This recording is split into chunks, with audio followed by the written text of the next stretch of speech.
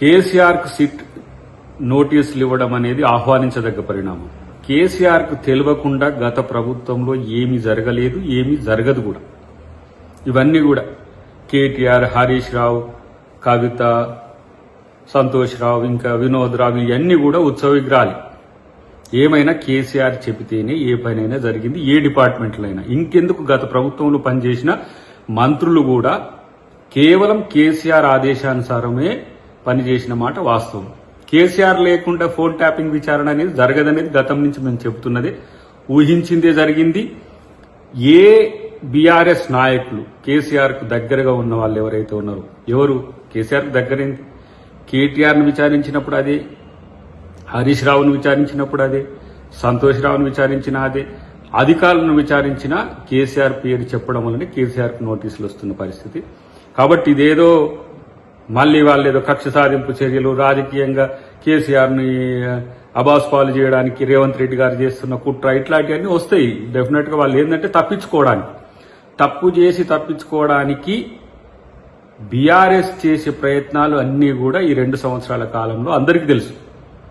దబాయింపులు తెలుసు, బెదిరింపులు తెలుసు, డైవర్ట్ టాక్టిక్స్ తెలుసు, వాళ్ళేదో పెద్ద స్కాములు బయటపెట్టినట్టు నటించుడు తెలుసు, లేకపోతే ప్రభుత్వం మీద ఏ విధంగా బురద జల్లాలనే ప్రయత్నం తెలుసు. కానీ కేసీఆర్కు తెలియకుండా ఎప్పుడు ఏది జరగదనేది మాలాంటి వాళ్ళకి తెలుసు, ముఖ్యమంత్రి గారికి తెలుసు, కాంగ్రెస్ పార్టీకి తెలుసు.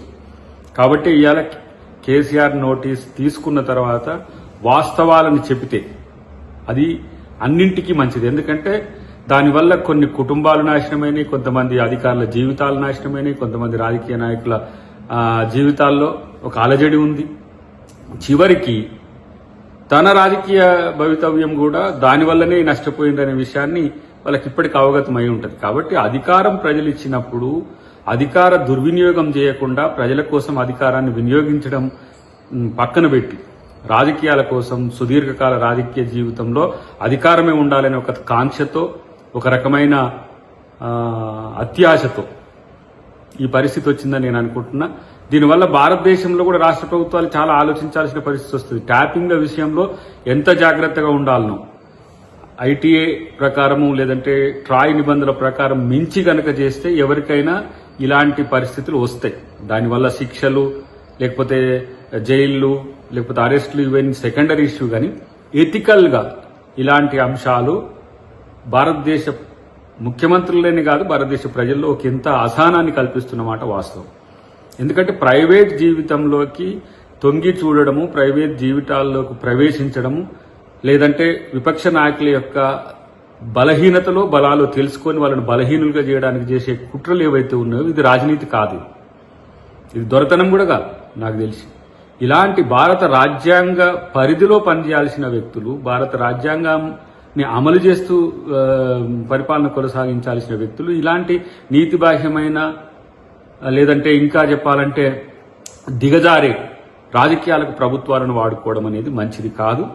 ఇది ప్రభుత్వంగా కాంగ్రెస్ పార్టీ దేశం మొత్తానికి ఇదొక దిక్సూచిగా ఉండాలి ఈ కేసు యొక్క వివరాలనే ఉద్దేశంతో ముఖ్యమంత్రి గారు దీని మీద సీరియస్ గా తీసుకుని డెఫినెట్ గా ఈ అంశంలో ముద్దాయిలు ఎంతటి వారైనా సరే శిక్షింపబడాలనేదే మాలాంటి వాళ్ళ యొక్క కోరిక. ఎందుకంటే తెలంగాణ ఉద్యమం, తెలంగాణ రాష్ట్రం త్యాగదనుల రాష్ట్రం, అమరవీరుల యొక్క త్యాగాల పునాదుల మీద వచ్చిన రాష్ట్రంలో ఇలాంటి నీతిబాహ్యమైన ఫోన్ ట్యాపింగ్లతో పాటు అధికార వాంఛ కోసం ఇష్టానుసారంగా దేన్నైనా ఏదైనా చేయొచ్చని ఎవరు కూడా భవిష్యత్తులో ప్రయత్నించడానికి కూడా భయపడేంతగా ఉండాల్సిన అవసరం ఉందని చెప్పి మేము భావిస్తున్నాం.